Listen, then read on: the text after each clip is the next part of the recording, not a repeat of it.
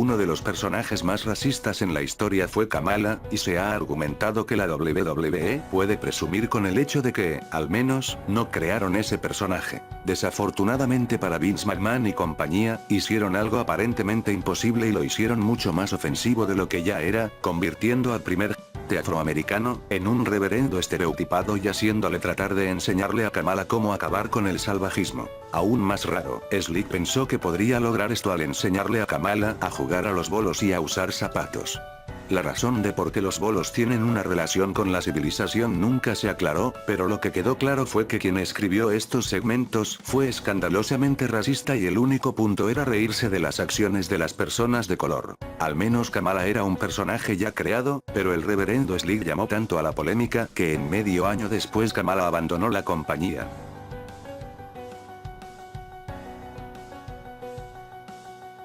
El personaje del hombre del millón de dólares fue una creación del propietario de la WWE, Vince McMahon. La historia era que McMahon quería un personaje a su semejanza. Entonces se eligió al veterano del ring, Ted DiBiase, para convertirse en el hombre del millón de dólares en 1987. Lo que lo hizo tan polémico fue que sentía que todo el mundo estaba a la venta. Su frase más popular era "todo el mundo tiene un precio para el hombre del millón de dólares". También era un personaje moralmente en bancarrota con un guardaespaldas leal llamado Virgil, a quien maltrataba y humillaba regularmente. Una vez, Ted DiBiase le compró a Hércules a Bobby Heenan, solo para hacerlo su esclavo personal. Incluso en la década de 1980, hablar de esclavitud causaba un poco de impacto en la mayoría de las personas. Y también estaba el infame segmento de baloncesto que involucraba a un niño pequeño, el cual tenía tantos fanáticos que querían esperar en el estacionamiento de la arena para tener unas pocas palabras con el hombre del millón de dólares.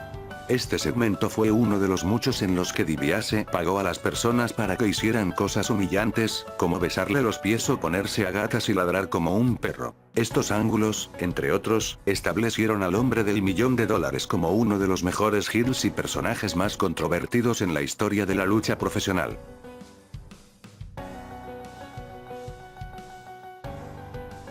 Super Crazy, Psicosis, y Juventud Guerrera fueron luchadores talentosos, todos bajo el contrato de la WWE en 2005. Sus logros individuales en el mundo de la lucha libre profesional deberían haber hablado por sí mismos incluso en la empresa de los McMahon. Todos tuvieron éxito en otras promociones como ECW, WCW y la AAA en México. La pregunta es, ¿qué decidió hacer la WWE con estos luchadores de renombre internacional? Así como son de racistas las ideas de Vince McMahon, pues decidió unirlos, camino por el que iba bien, pero con unos malos personajes. Formando un equipo, llegaban al ring montados en una cortadora de césped, vestidos como mecánicos, con su facción llamada los Mexicals. Estos personajes estereotipados eclipsó totalmente los talentos combinados del grupo. A pesar de que Juventud Guerrera capturó el campeonato de peso crucero de la WWE, los Mexicals fueron relegados a una comedia de comedia baja. Fueron presentados en ángulos y segmentos que involucraban estereotipos mexicanos como la pereza, y que solo podían realizar trabajos con tareas de baja categoría. Los personajes de los Mexicals fue controvertido y sin sabor. Actualmente, WWE está volviendo a repetir el error con Kalisto, Gran Metalik, y Lince Dorado. El grupo de lucha House Party está siendo más comedia, opacando el talento latino que llevan estos hombres en la sangre.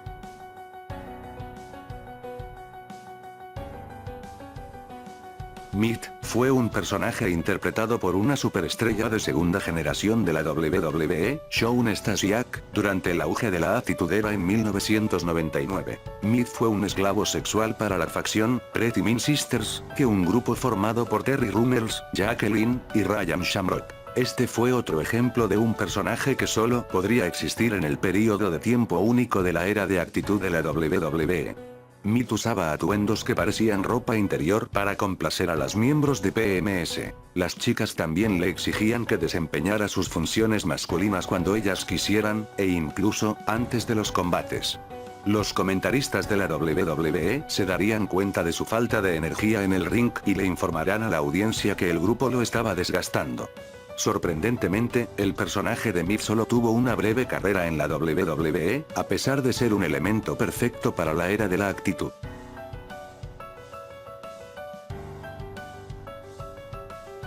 El sargento Slaughter en su mayor parte no era un personaje muy controvertido. Un ex instructor de simulacros en Parris Island, Carolina del Sur, que utilizó su experiencia militar y su dureza para luchar contra los enemigos en el cuadrilátero, fue un personaje muy sólido pero difícilmente polémico. Sin embargo, una pequeña mancha en este personaje ocurrió brevemente en la WWE a principios de los años 90.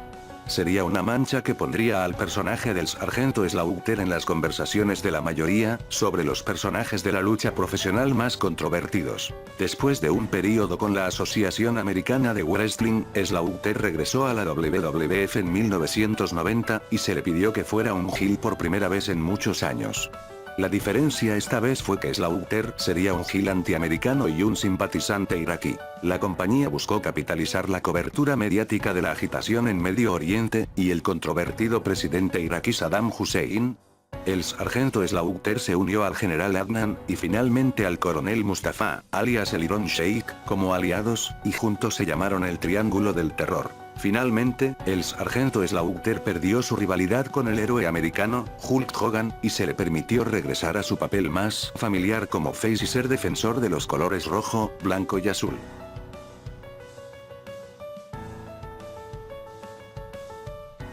El Padrino fue un personaje de la WWE durante la era de la actitud, y fue interpretado por Charles Wright, quien anteriormente interpretó a Kama Mustafa, y que antes de ese, fue Papa Shango. El Padrino era un proxeneta, con su famosa frase, que decía que prostituir no es fácil. ¿No es lo suficientemente controvertido?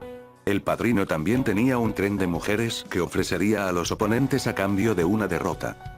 Además de eso, el Padrino era un babyface, y uno de los luchadores más populares de la era de la actitud durante 1999. Solo durante la era de la actitud de la WWE, los fanáticos de la lucha libre podían sintonizar todas las semanas para mantenerse al día con las hazañas heroicas de este simpático proxeneta en los encordados. Sin embargo, este personaje controvertido finalmente tendría que cambiar su forma debido a un cambiante panorama de la WWE, que incluía la necesidad de convertirse en una persona común y familiar nuevamente, aunque un poco burlesco hacia los que lo criticaban.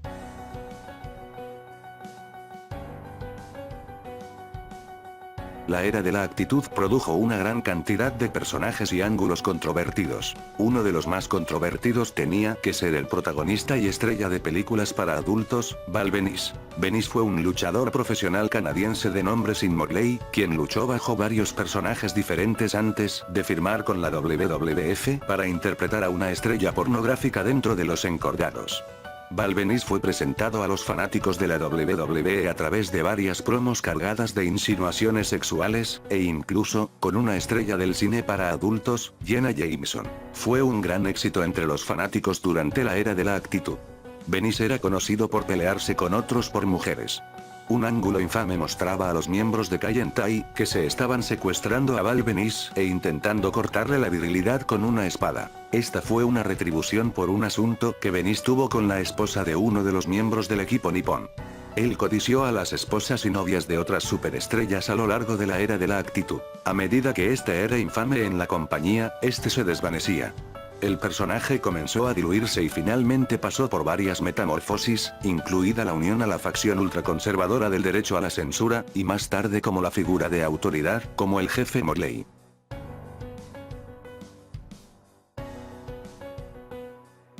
En este puesto podría considerarse un 2x1, pero fue el primero el que causó mayor revuelo. Beaver Cleavage fue un personaje que causó brevemente conmoción en 1999 durante la era de la actitud. El personaje se basó en una versión perversa del viejo programa de televisión, Live It or Beaver.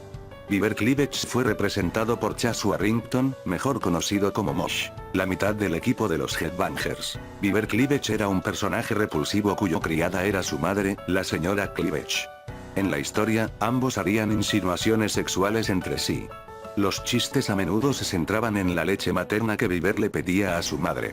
Los chistes eran especialmente crudos, considerando que se suponía que eran madre e hijo. El personaje fue asesinado poco después, cuando Warrington rompió el personaje durante una sesión de trabajo, y asumió el nombre de Chas, que también generó polémica, pero no tanto como el primero. Chas era un luchador normal, pero lo que lo destacaba del roster era que maltrataba a su esposa, y peor, iba acompañado por ella durante sus luchas. La mujer era la misma que interpretaba a la señora Cleavage. Al final, el que causó más polémica fue Viper Cleavage, representando de la peor manera las relaciones entre familiares. Este vil personaje fue una creación de Vince Russo y, según varios fanáticos, arruinó la carrera de Warrington.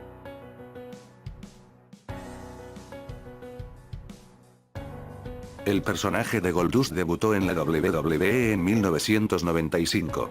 El polémico y muy extraño Goldust estaba siendo representado por el veterano Dustin Rhodes. La apariencia de drag queen de Goldust, la ambigüedad sexual implícita, el comportamiento de coqueto hacia los oponentes, y los gestos sexuales lo convirtieron en un personaje extremadamente controvertido. Goldust intimidó a Razor Ramón, el chico malo conocido por su machismo, con su apariencia y comportamientos extraños.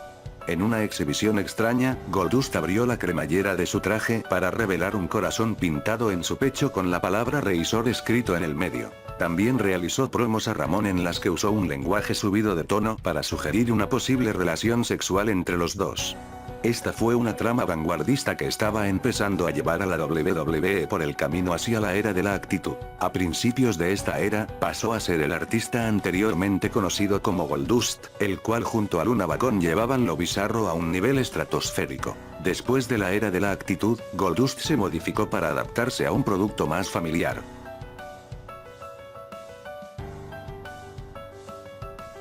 Muhammad Hassan podría ser el personaje más controvertido y complicado en la historia de la lucha profesional. El personaje árabe estadounidense debutó en 2004 y fue interpretado por, irónicamente, un estadounidense de ascendencia italiana, Mark Copani. El personaje de Hassan se vio frustrado por la paranoia estadounidense y los estereotipos hacia los estadounidenses de origen árabe derivados de los ataques del 11 de septiembre. Dicho esto, el heel Hassan en realidad tenía cierta ideología de babyface. WWE podría haber hecho esto intencionalmente como una forma de justificar los ángulos extremadamente polémicos que planeaban para el personaje. En pocas palabras, se tenía un heel de nivel que podía hablar sobre el enfoque del público en el terrorismo, sin ser realmente un personaje terrorista. Sin embargo, WWE fue demasiado lejos y se vio obligado a desconectarse del personaje, lo que a su vez marcó el final de la carrera de lucha profesional de Mark Copani. El infame episodio de SmackDown que puso fin a la carrera de Hassan, lo presentó convocando a un grupo de hombres con pasamontañas, para atacar y ahorcar al Undertaker. La emisión del episodio, desafortunadamente, coincidió con un ataque terrorista en Londres.